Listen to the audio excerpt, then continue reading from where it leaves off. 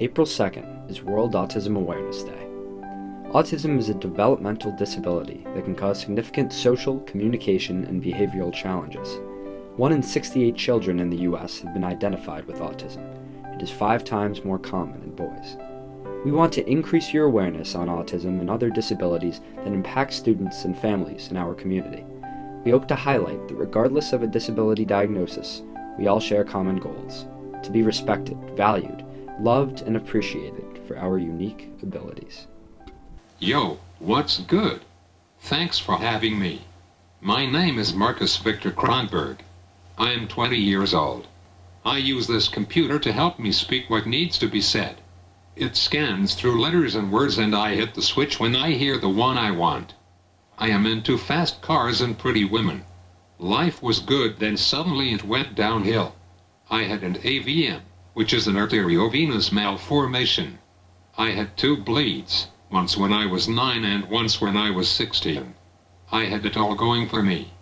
I haven't had an easy day since June 14th, 2005. Adjustments need to be made to how life is lived. I was in a coma. No big deal. When I can remember what goes on in my life day to day, I will be like before.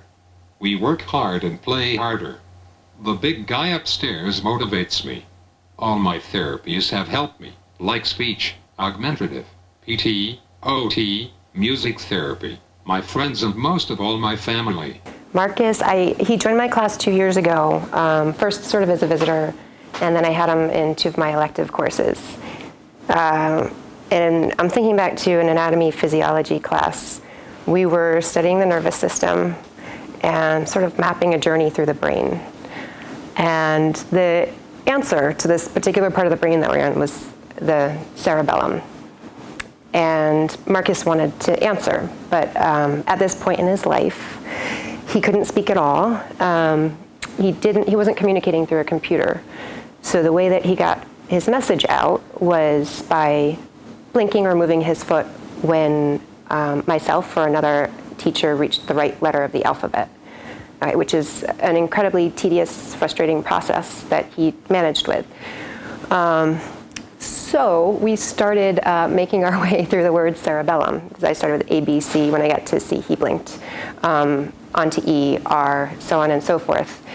And I found I was anticipating the letters that he was going to choose. But at one moment, halfway through the word, he wanted to backtrack, and I thought he was making a mistake. And what I realized is I was spelling cerebellum incorrectly. He was spelling it the right way, and that's why he wanted to backtrack. And I know how to spell cerebellum. It's not about being able to know how to spell it. The fact is, he was keeping track of all of these letters while spelling it out extremely patiently. And I just was so impressed with his insistence that his message was heard. If you take a kid like Marcus Kronberg, he was going to be heard no matter what. When he was in my class, he was going to get his answers across or questions across, whether he was communicating through verbal communication, technology, or physical movement. He was going to make sure he was heard. Get her done, get her. Marcus, how do you feel people can be more accepting of you? Ignoring the chair and seeing my abilities. Ready? Hi, I'm Becky Elkins. Hi, I'm Allie Collins. I like hanging out with my granddaddy and my mommy and my sister. I love to visit the zoo. I love writing stories in my white book.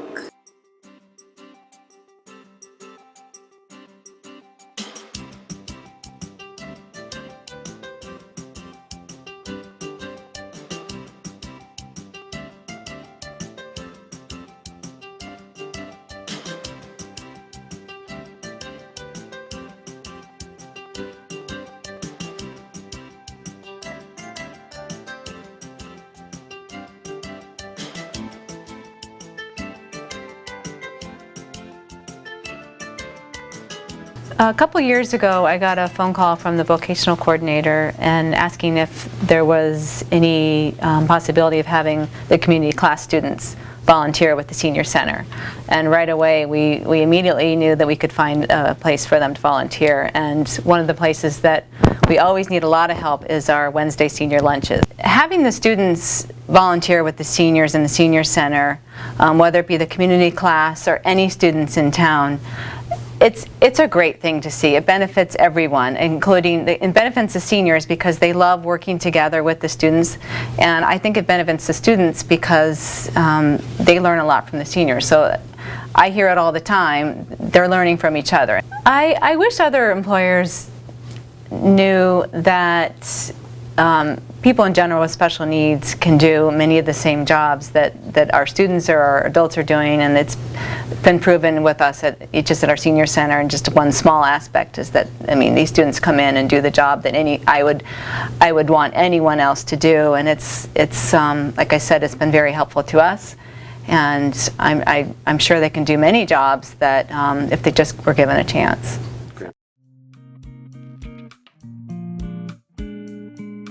Dyslexia is a language-based learning disorder that impacts reading, writing, and spelling. Famous people with dyslexia include Tom Cruise, Keira Knightley, Jay Leno, and Governor Daniel Malloy. People with dyslexia often excel in art, computer science, design, drama, and much more. I think the most frustrating aspect of having dyslexia and ADHD is that things will take me longer to accomplish, but by the end of the day I come out stronger. It is a lot more nerve-wracking, I would say. Reading out loud in class, like if you stumble upon a word, how does that look in a social view? How do your classmates view you? I think people can be more accepting of the people that have learning disabilities and challenges is just seeing their abilities more than seeing their disabilities. What I would really wish that teachers would really understand is that we're not quote-unquote lazy, that it's just that we learn different than, you know, the normal kid. I think a message I want to send is just not associating the word disability with who I am, and like, yes, I do have dyslexia, yes, I do have ADHD, but it's not stopping me from achieving anything. I have the ability to do anything I want. I think that students' abilities shine through any learning challenges that they may have, but sometimes it takes another person to help you realize and see these abilities or strengths. So that's really what I try to focus on. I think first and foremost you have to create an environment where every student feels safe and welcome and part of a larger community. Now for each individual student, I think you need to get to know what works for them, how they think. I don't think that the question should ever be, you know, do we have to? Do we have to do this lab? Do I have to read this book? But more, do we get to? And I love when I hear that, do we get to? Because we're all so fortunate to be in this learning community. And by we, I mean teachers, students, administrators.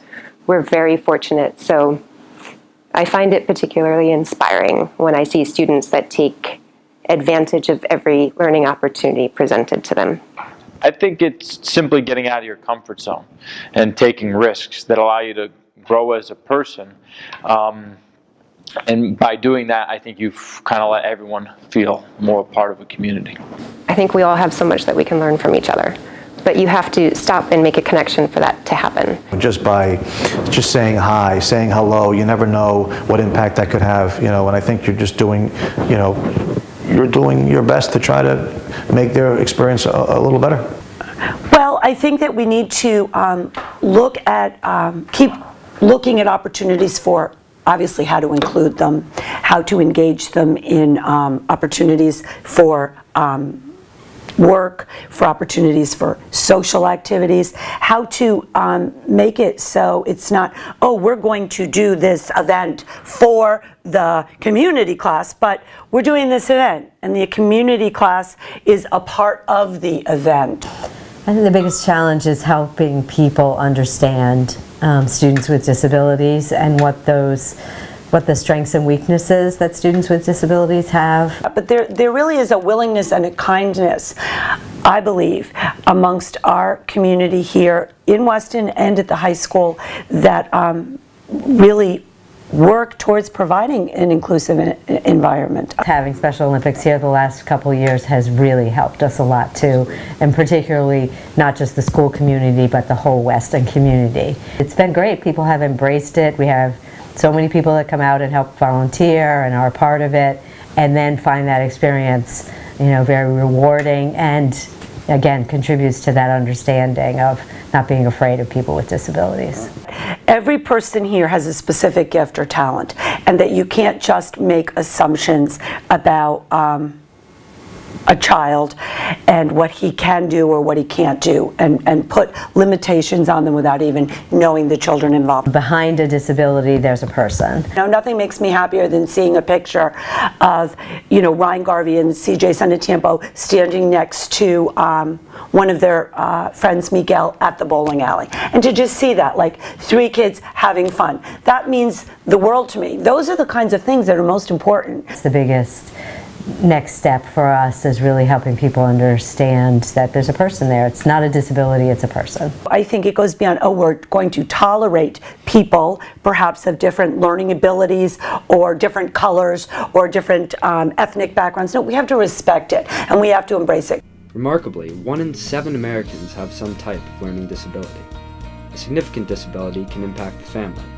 It's likely you know someone with a disability or someone who is impacted by a loved one with a disability. I think some of the students at Weston know that I have an autistic son. Jimmy is 15 years old now. Hello, my name is CJ Sanatiempo, and my sister's name is Francesca. You guys may know her. She has a thing called Angelman syndrome. I think that having a sibling with special needs has a lot of negative things and a lot of positive things that come with it. And I think that one of the most important positive things is that you learn to appreciate when people accomplish milestones. You know, the way I think about it is it's 10 times harder for my brother than it is for our family. To have a child with special needs, it makes you learn to stop and smell the flowers. You learn to see the good in everything. So I think it's really more rewarding than it is non-rewarding. When you're a parent and you learn that your child has any challenges at all, it's tough because you have to absorb it and you have to say, okay, what does this mean? What is it about? And I think for any parent, including for my wife and me, you know, just navigating at first was tough. And it's still, you know, listen, it's still tough, but it's tough in a different way. I think having a child with special needs makes you a parent with special abilities. It's been difficult, have an autistic son, but on the other hand, it's been rewarding. I mean, I remember going back to the time when we first found out that Jimmy was going to be, you know, diagnosed with autism and the difficulties we had early on. I know my initial reaction was at first that I'm going to have to get my older son to exercise and be in good shape because, you know, he's going to have to probably fight other kids in school when kids tease him as he grows up. Probably the #1 thing I wish other people knew about Brian that may not be obvious to most people is that he understands a lot more than people give him credit for. So, for example, people might see him and say, oh, you know, he has very little speech, he has trouble controlling his behavior, he probably doesn't really understand what's going on around him. But, like, I went on a walk with him one day last year, and he loves Christmas music more than anything. And I was singing some Christmas songs to him, and then I'd stop, and he'd be able to fill in the words to the ends of the song. And so that kind of showed that he really does understand what's going on around him. She can do things that some kids can't do. She can, like, you know, pin me down in 3 seconds, and I'm just trying to get up, and I just can't. He can illuminate people with compassion very quickly, and he can also illuminate people who have no compassion very quickly. I wish other people knew about my brother that he is a person and that he's not just a body, he's not just a figure that stands, that he has a soul and that he has ideas and he has a brain and he has feelings and that he can understand when you're saying mean things in front of him. Miguel loves to build things and he has great creativity. He loves, most importantly, when people give him attention. He loves getting attention from people and not being ignored. People tend to see the disability more the ability. I have a lot of dreams and hopes for Brian for the future. But the main one is that, you know, say 10 years from now, he's in some group living facility where he can be more independent and he can learn to do things for himself. And most importantly, be able to interact with other people his age so he can make those connections and build relationships just like we do. My dreams for Miguel in the future is to have, to be independent, to be able to be as independent as he can be, and to be able to work, to have a job, and to be able to enjoy what he does. As long as passion is the undercurrent to whatever he does, then I think he's got a much better shot at being happy. One of the first steps that the Weston community can take is stop using the R word. These kids, you know, our kids work so hard since they're toddlers. They go to school for 9 hours, they have therapy at home.